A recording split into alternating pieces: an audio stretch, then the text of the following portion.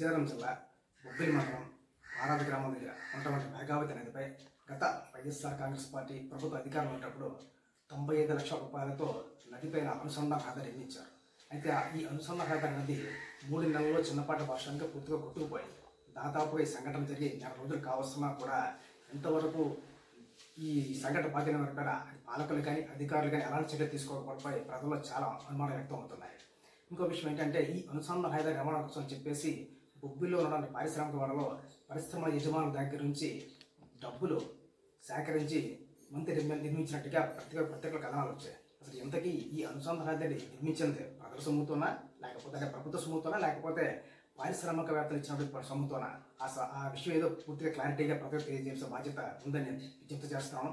ఇంకోటంటే ఈ అనుసంధాన రహదారి పూర్తిగా కొట్టుపోయినా కూడా ఇంతవరకు కూడా పాలకుల అధికారులు అసలు దానికి బాధ్యత వారిపైన దర్యాప్తు జరిపించడం కానీ చర్యలు తీసుకుని ఇంతవరకు ఎందుకు చేయలేదు అని నేను ప్రశ్నిస్తున్నాను.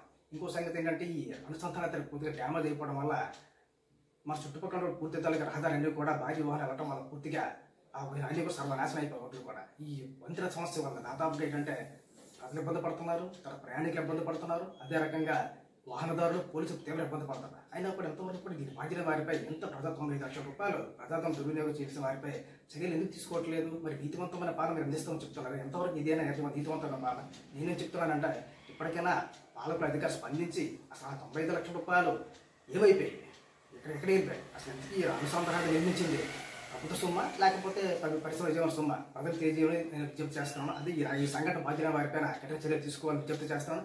లేని పక్షంలో నేను మా లోక్సత్తా పార్టీ తరఫున ఉన్నతాధికారులకి అలాగే రాష్ట్ర మంత్రులు కూడా ఫిర్యాదు చేస్తానని చెప్పేసి నేను ప్రత్యేకముఖంగా తెలియజేస్తున్నాను.